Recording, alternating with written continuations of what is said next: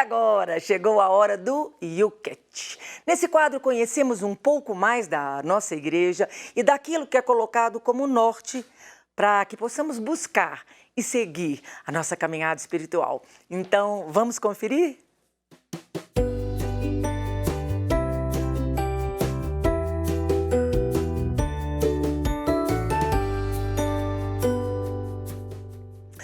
E hoje vamos realizar o YouCat com o nosso querido Padre Wellington Santos. Bom dia, Padre Wellington, bem-vindo de volta, sua bênção. Deus abençoe, Moninha, bom dia a ti e a todos que nos acompanham. Uma alegria enorme estar com vocês nesta manhã. Padre, hoje a gente vai falar de um assunto que cerca tanto a gente, vamos falar do pecado. O pecado tirou Adão e Eva do paraíso e Paulo vai falar que todos pecaram e destituídos estamos da graça de Deus, da glória. Oh, meu Deus! O que é o pecado? Moninha, pensar nesse tema que realmente ele é importante, como você disse no início, que a gente está buscando e querendo seguir uma caminhada espiritual.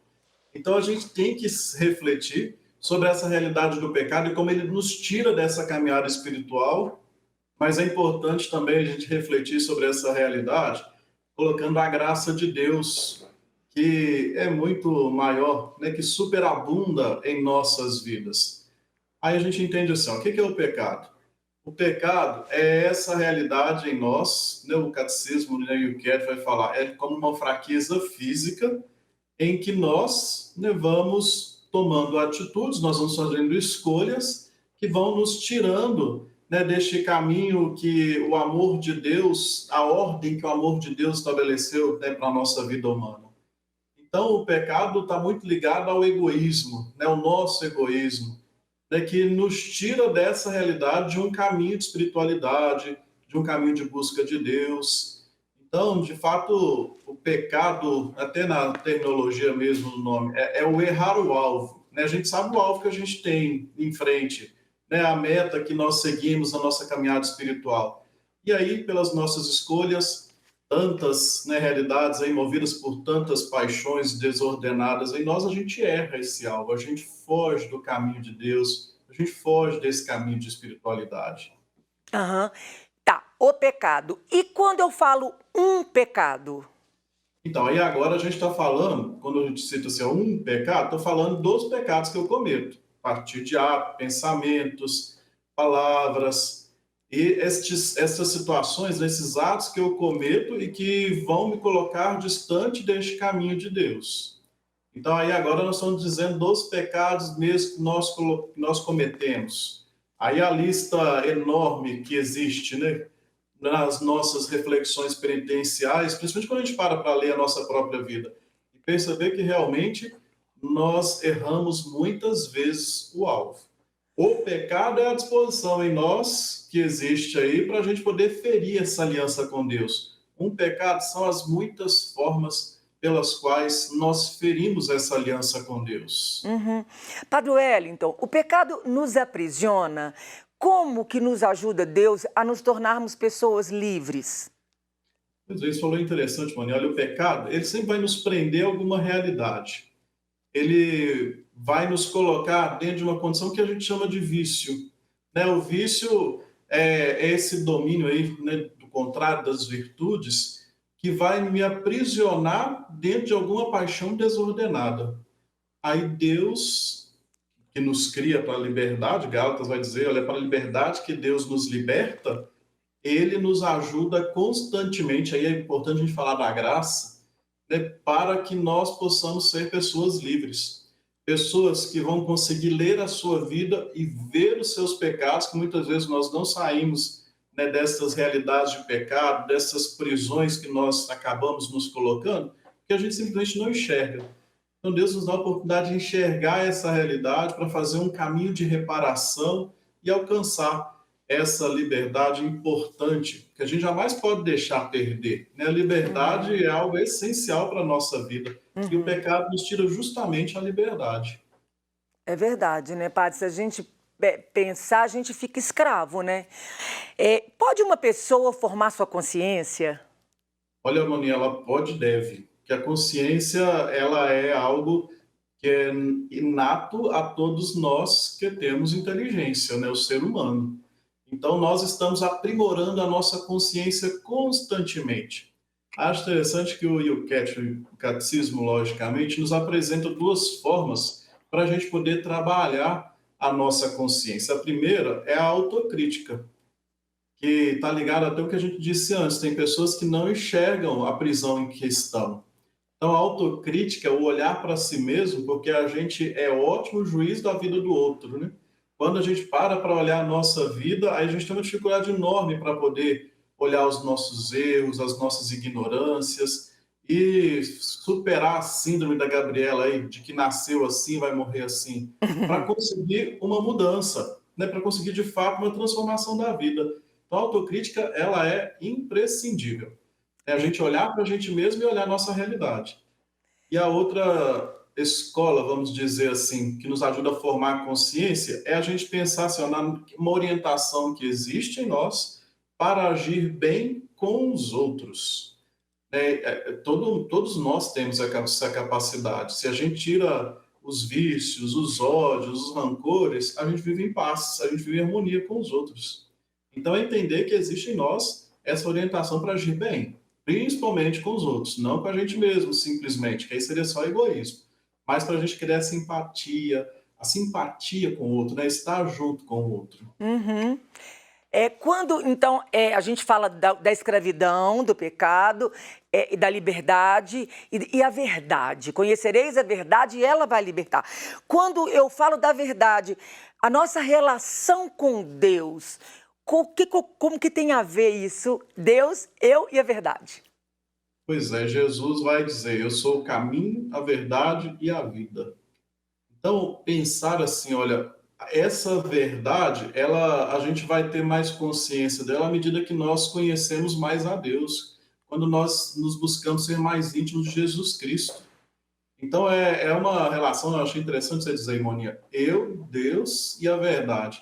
É uma relação que está aí, olha, bem misturada mesmo, para a gente poder dizer, eu, na minha busca de Deus, no meu caminho de espiritualidade, eu encontro a verdade porque eu me torno íntimo de Jesus Cristo. Se eu não estiver encontrando a verdade no meu caminho de espiritualidade, pode ser que eu não esteja me aproximando de Jesus Cristo adequadamente.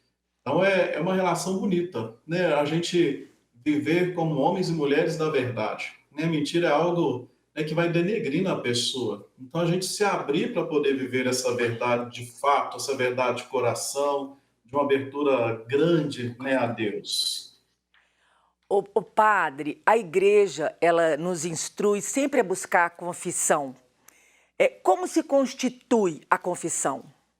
Então, veja bem, é dito muito interessante você fala, a igreja instrui a buscar sempre a confissão. O mandamento da igreja vai dizer que seja pelo menos uma vez por ano, pela Páscoa, mas o ideal é entender que nós buscamos a confissão toda vez que nós sentimos necessidade dela. Porque a gente não tem uma programação para pecar. Não existe. Quando existe alguma coisa, quando acontece alguma coisa em nossa história que é um pecado, eu tenho que buscar logo a confissão. Aí o catecismo vai nos instruir, né, sobre como se constitui, então, a confissão. Ela constitui assim, olha, primeiro, o exame de consciência, depois o arrependimento, o propósito, a confissão e a penitência. Isso aqui vale explicar só para as pessoas guardar. É preciso a gente fazer assim, olha, em cada confissão um exame de consciência. Não é chegar ali simplesmente, né, na frente do padre e falar assim, o que eu vou falar agora? Não, é importante já ir rezar antes, com antecedência, em casa, depois na igreja, se for possível, para fazer um bom exame de consciência, para poder avaliar sua vida, sua conduta, suas ações, para ver em que você errou o alvo, em que você pecou. Depois, é preciso ter o arrependimento. A gente tem que se arrepender do que a gente fez. Acontece algumas vezes as pessoas não se arrependerem daquilo que fez, por mais que entenda que fez mal à pessoa. Uhum. Então, é imprescindível o arrependimento. Uhum. Junto com o arrependimento tem que ter o propósito, Moninha, que é para querer não mais pecar. Eu vou fazer o propósito de não mais cair nesse pecado. Aqueles pecados de estimação que toda vez a gente fala, faltou o propósito. né? Faltou dizer, olha, não vou mais pecar e se propor de verdade a isso. Aí depois o outro passo é a confissão, que é estar junto do padre, né, para poder fazer a confissão, vencendo aí as tentações, a gente acha, eu confesso com Deus sozinho na minha casa, né, o padre é o ministro, né, ali de Deus, escolhido para poder ser esse canal da graça, né, do perdão, e depois a penitência, que é uma reparação, não é punição por causa do pecado cometido, é Uhum. reparação. A gente busca reparar o mal que a gente fez. É muito interessante o senhor falar, e o senhor já deve ter recebido essa pergunta que eu vou te fazer, porque eu recebo muito, falar, o padre é um homem pecador feito eu, o senhor como ministro investido, e outro dia a pessoa falava comigo, Moninha, mas o padre vai me perdoar, ele é pecador. Gente, o padre é pecador, mas naquele momento ele é a autoridade investida por Deus, né, padre? Assim como o guarda de trânsito, quando vai multar a gente ali, ele é autoridade para poder multar, e a gente não questiona como está a vida dele, né? E naquele Exato. momento ele é investido de autoridade para tal. Então, te pergunto, pode realmente a igreja perdoar os pecados? Olha, pode com toda a certeza, porque o próprio Cristo assim, né, deixou ordenado lá em João 20, quando ele vai falar assim, olha, aqueles a quem perdoados os pecados, eles serão perdoados, e aqueles a quem os retiveres, eles serão retidos. Então, olhar assim, olha, a igreja perdoa de fato os pecados. Você trouxe umas coisas interessantes, Maneiro. Para o pecador, sim. O médico fica doente e por aí em diante. Né? Então, de compreender, nós buscamos a confissão. Né? Os padres também se confessam com outros padres, porque eu não posso fazer a minha própria confissão. Eu ali me coloco na atitude de penitente, então eu busco a igreja, na pessoa do padre, para me confessar. Então é importante a gente sempre ter essa consciência. Quando o padre está te escutando em confissão, ele está fazendo isso em persona Christi, é na pessoa de Cristo. Então é Cristo que te escuta, é Cristo que te perdoa, não é o padre, é Cristo que te perdoa pela igreja, que ali está, que é simbolizada pelo padre. Então é uma compreensão que a gente tem que ter muito importante, para a gente não fugir do sacramento da confissão, que é importantíssimo para a nossa vida de fé. Verdade, padre. Outra coisa também que me falam que também devem falar com o senhor. O padre lembra, as pessoas vão confessar com o padre, às vezes, aquele pecado cabeludo. O padre depois fica olhando para a pessoa falando, ah, pecou, né? Isso é interessante porque as pessoas ficam realmente com receio disso, principalmente quando está na vida paroquial. Mas aí, Moninha, eu vou partilhar contigo, com todos que nos acompanham, uma experiência assim, de muita verdade no meu coração. Quando a gente está ali atendendo o sacramento da confissão, existe uma graça, né? E que aquilo ali, né, o pecado confessado, aquilo é colocado nas mãos de Deus, até para a gente não ficar carregando pesos, como você disse, de pecados pesados, carregar esse peso em nós. É tudo a graça de Deus. Então, é só para dizer mesmo, com toda a sinceridade do coração, quando a gente termina uma confissão, não fica nada ali de peso, de julgamento, de olhar a pessoa e achar ali horrível o que ela fez, o que ela faz. Não existe isso. Né? Ali existe uma graça sacramental em que tudo que é matéria de confissão fica ali naquele momento, nas mãos de Deus, que oferece o perdão. Então, quando eu olho as pessoas, sequer lembro, né, daquilo que foi pecado. Às vezes, quando as pessoas voltam para confessar e perguntam, aquela vez que eu confessei, eu costumo não lembrar de fato, né, o que foi. Porque ali é a graça de Deus mesmo que age. Ah, isso é maravilhoso, né, padre? Isso é maravilhoso, a riqueza. Eu sempre imagino, isso eu também sou redundante para poder falar a riqueza da nossa igreja. Isso é maravilhoso. E eu já perguntei a outros sacerdotes, e isso, todos eles falam a mesma coisa, que não se lembra mais. Que Deus tira, Deus faz esquecer, né? Nos libera. E a gente convidar as pessoas para buscar a confissão. Porque quando busca a confissão, fica em dia com o baú da felicidade, não é, padre? Fique em dia com esse baú que nos oferta muitas graças. É só fazer experiência, gente. Quando a pessoa vai e faz uma boa confissão, ela sai leve. Não ali por causa do padre. Quando essa graça de Deus, isso a gente também experimenta quando a gente vai confessar. Isso é tão bom, né? Por que a gente vai se abster desse sentimento de liberdade que nos traz o sacramento da confissão? Verdade. Padre Wellington, uma alegria ter o senhor aqui conosco. As suas considerações finais e a sua bênção. Foi uma alegria imensa também estar junto contigo, Moninho, com todos que nos acompanham em casa. A consideração mesmo é indicar a todos, busquem, aproveitem o final de ano, tempo em que a gente está cada vez mais sensível, né, à realidade do outro, à da nossa própria vida. Busquem, né, a confissão. Vamos tirar aí, né, da nossa vida as dívidas, os pecados, para a gente começar depois um novo ano repleto da graça de Deus. E que essa graça agora possa ser abundante aí na sua casa, na sua vida, com essa bênção que nós vamos receber. O Senhor esteja convosco. Ele está no meio de nós. Abençoe-vos o Deus rico em amor e misericórdia, Pai, Filho e Espírito Santo. Amém. Forte Amém. abraço, Moninha. Uma alegria imensa estar contigo. Amém, Padre. Abraço para o senhor também. Até semana que vem, se Deus quiser.